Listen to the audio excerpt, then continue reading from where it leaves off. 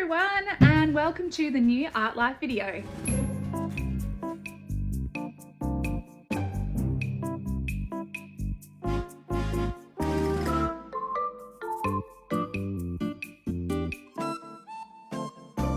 I'm Mrs. B, and today we're going to create our very own strange abstract artwork using arches, colours and lines to decorate a wooden chopping board.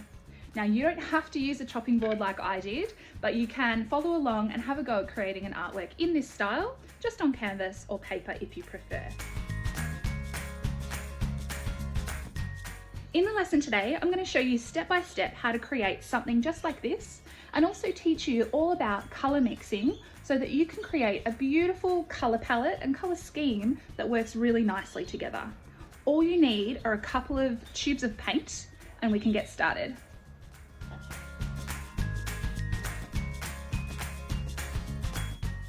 For today's painting lesson, you'll need something to paint on. I've just written surface here because you could either use a canvas, you could use paper, but today I'm actually going to be demonstrating this task on a wooden chopping board. So really, you could paint whatever you like. You'll also need some acrylic paint. Today I'm going to be showing you how to mix colours using yellow and red, as well as white. So really all you need are a couple of colours that will mix nicely together like the primary colours, and you'll be able to make a massive array of colours that you can use for your task. You'll also need some different size brushes, some larger ones and some smaller ones for some detail. If you don't have some materials and you'd like to know where to buy them, have a look in the description below and I've added some links for your convenience. But before we do any painting, first I want to show you how to mix colours properly. Today I'm going to be showing you combinations of the two primary colours, red and yellow, along with some white. So what we will mostly get today are some oranges, some peachy kind of colours and some pinks. Now this same theory of colour mixing can be used with any other combination of primary colours. For example, you might choose to do yellow and blue, which means you'll get some greens and turquoises and mint kind of colours. Otherwise, you could use red and blue and you'll get more purple kind of tones. So the idea of creating a colour scheme with just these three colours here is by mixing different combinations of the colours. So for example, I might start off by using 50% of my red here and 50% of my yellow. That's going to give me a nice bright orange colour. Can you see that? If I add more yellow to it, which I'll do over here, notice that the orange is getting a lot lighter, a lot more yellowy. If I were to make another orange over here, but use more red, you'll get more of a red-based orange. The red is the more dominant colour out of the two, so you probably need a little bit more yellow. So you can see here, just with a little bit of mixing, I've already got a few different versions of these colours already. When you add in white, that's when everything changes dramatically. The more white you use, the lighter your colours are going to become. I've used a high amount of white just here, so it's a very light peach colour. If I were to add a bit more orange, that would become obviously a bit darker in its tone.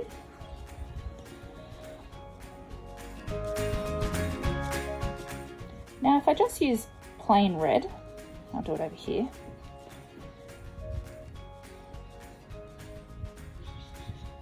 And I'm going to add some white to that. If I add a little bit of white, you're going to get a bit of a dark, deep pink here. The more white I use, obviously, the pink is going to become lighter in tone. So I'm getting just yellow and just white now.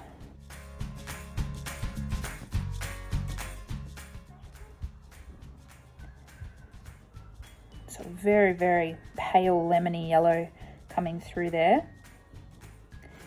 And this one only has a little bit of white in it, so it's a bit of a darker yellow. So just using 3 tubes of paint, I've been able to create a whole colour scheme here. I have 1, 2, 3, 4, 5, 6, 7, 8, 9, 10 colours that I can work with my image today. The design for our image today is going to be kind of like arches or hills. So I'm going to sort of indicate for myself where these hills are going to go. One behind the other, as you can see. I'm going to do about 4 or 5. Leaving a little bit of wooden area free there. Now it's probably a little bit difficult to see because it's in grey lead pencil, but obviously this is a design that I've chosen. If you would like to do something completely different, you absolutely can. I'd love to see what you come up with. If you would like to share any photos of how you've adapted this lesson, that would be fantastic.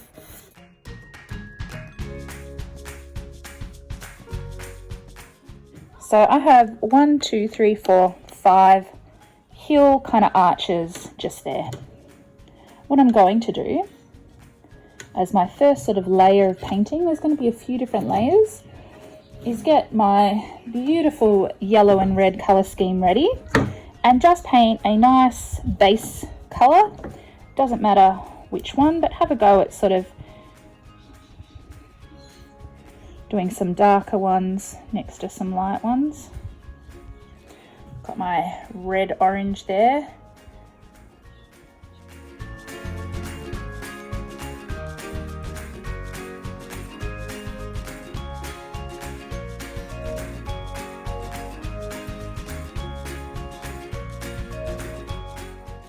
Notice I'm using a bit of a bigger brush for this initial background layer.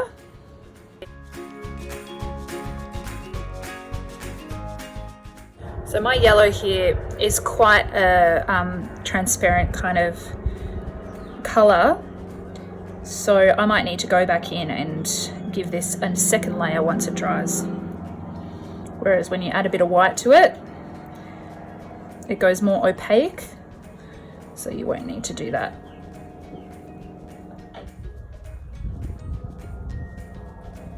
Try to make these edges here as clean as you possibly can.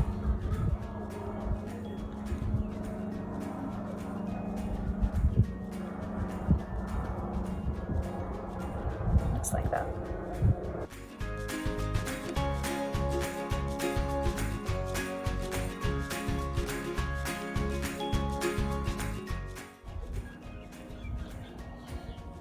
Now you might notice that within my pink here, I've even added in a little bit of red, but because the colors are all really similar to one another, they blend in really nicely, and so you can't go too wrong when you're using a really similar color palette.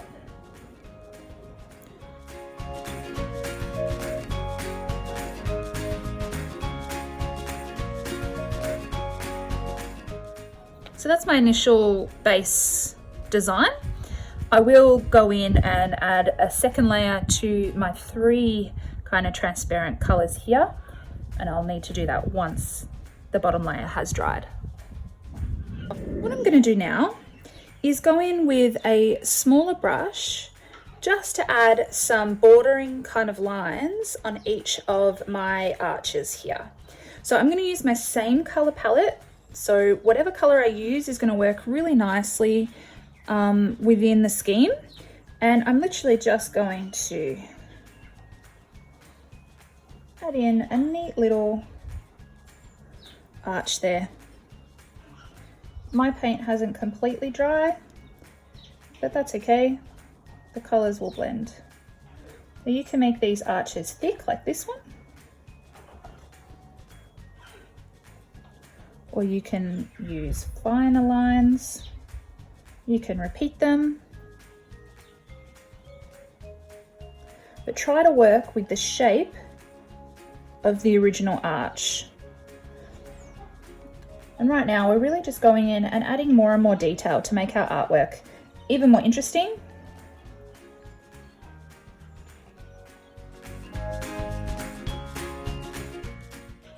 Remember, with acrylic paint, if you make a mistake, let it dry, because after it's dry, you can generally paint right over the top of it.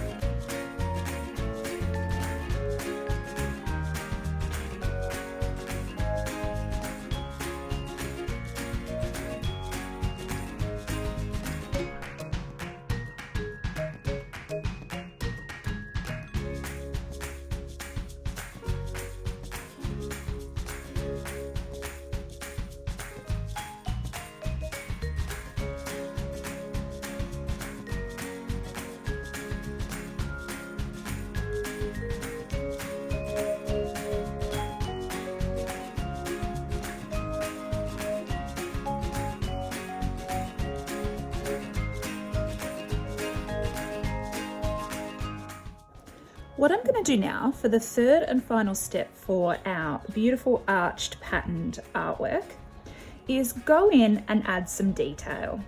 Now, this is a time-consuming task, but it is actually really relaxing and therapeutic, so try to enjoy it and be creative with the patterns that you create. In a previous lesson, which was all about lines and shapes and how they create pattern, I go on to show a few examples of different patterns that you could do. So just look out for a birdhouse lesson, and that will give you some real detailed ideas, I suppose, as to the types of patterns you create. But you'll be able to see a few different ideas as I'm painting here. For now, I'm just doing some spots. I'm obviously using the same color scheme, using the same colors in different combinations, and going back over, creating more layer of interest. And this time I'm really using quite a small brush, as you can see, because that will help me to get the level of detail I'm after. If you rush this part, it will end up looking fairly rushed, so I really encourage you to take your time. And even if it means doing this over a period of time, adding more and more detail as you go along. You can add as much as you want. The more the better.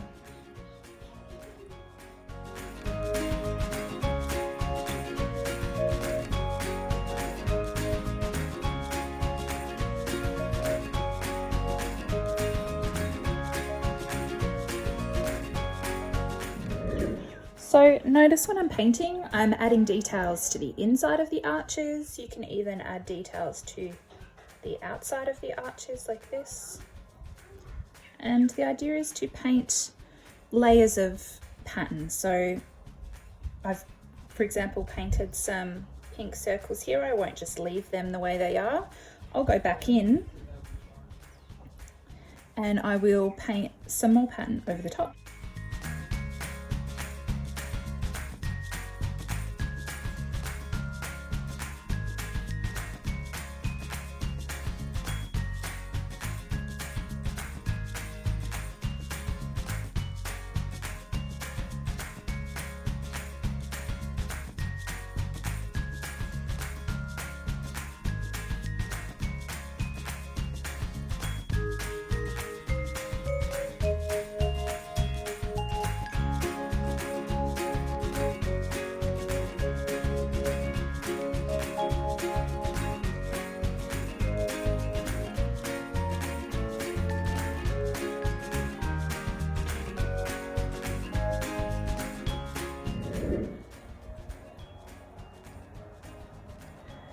So obviously I've spent some time here building on my patterns and adding detail, adding layers,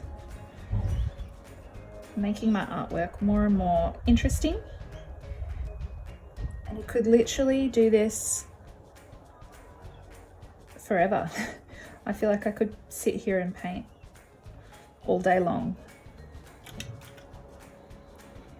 Try to enjoy the fact that you're painting rather than overthink the work. Just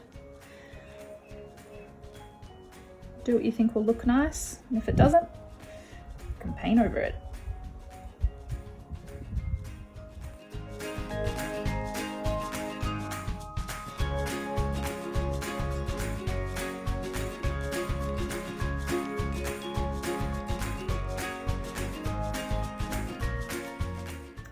I think I'm done for now.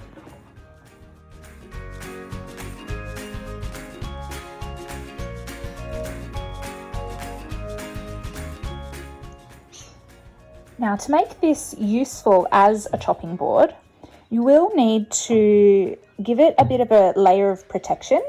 I'm going to coat it in some resin. I can show you how to do that in a future lesson if you would like. Please just let me know in the comments. But for now, I'll just do that so that I'm able to use it as a chopping board, and I'll show you the result at the end.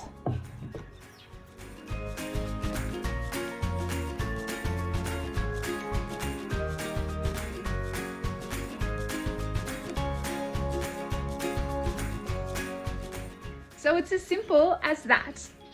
I really hope that you've enjoyed the lesson today and had a go at creating your very own abstract patterned artwork. Please take a photo and show me what you've come up with in the comments below, and feel free to like our page and comment below with anything further that you'd like to learn. If you subscribe to the Artlife page as well, you'll be able to see future videos for more ideas on how to get creative. Thanks for watching.